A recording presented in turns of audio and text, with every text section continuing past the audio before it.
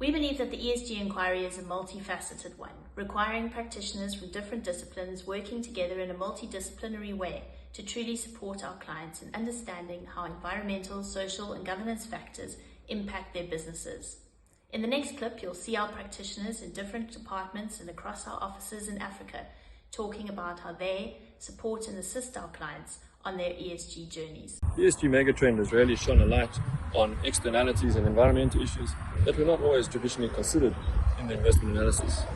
This has changed as a result of a greater awareness of things like planetary boundaries and the impacts exceeding these boundaries has on our economies and societies. For me in forensics, ESG is all about governance. It's how companies put policies and programs together to ensure compliance with environmental standards and controls. The social aspect of ESG allows me to drive positive ways for companies to interact with their employees as well as the communities in which they operate, thus foregrounding social equity for all. Those in the petroleum, mining and manufacturing sectors look to us in assisting with compliance with environmental laws, obtaining relevant permits from the Environmental Protection Agency and compliance with their internal ESG framework. My clients care about the message they convey on ESG.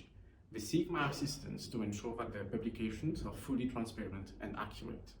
I get called on by clients to assist them to navigate the implementation of ESG projects from a tax perspective. This would involve from the structuring of these projects up to claiming and making sure that they claim the right tax incentives. At the heart of ESG is the hope that companies will be able to improve their performance by, for example, reducing the carbon footprint. I'm very keen on working with companies to consider the tax implications of their investments in energy-saving equipment as well as renewable energy technology in order to achieve that objective. The shipping industry has set itself ambitious targets for ESG, in particular decarbonization. Our shipping clients turn to us to assist them to navigate through this rapidly changing regulatory environment. As an energy and environmental lawyer, ESG plays a significant role in the work that I do on a daily basis. For the past year, I've had the great opportunity to advise on various green hydrogen projects, but also to attend green hydrogen conferences such as the World Hydrogen Congress in Rotterdam. We are seeing an increased interest from clients as to whether they are under any regulatory obligation to take into account ESG type factors in the context of, for example, their investment decision-making processes. We have focused on waste management for many years, and in particular at the moment we have been assisting clients with the extended producer responsibility regulations, which is part of circularity and certainly fits into ESG. We have been receiving an increasing demand from clients requiring assistance with their agreements or structuring advice following the implementation of, for example, the MSDG scheme, which has been launched by the Central Electricity Board and other renewable energy schemes. This is one of the many aspects of ESG. In recent times, we've seen the introduction of very wide-ranging global sanctions, and the consequences for contravening these sanctions can be incredibly significant.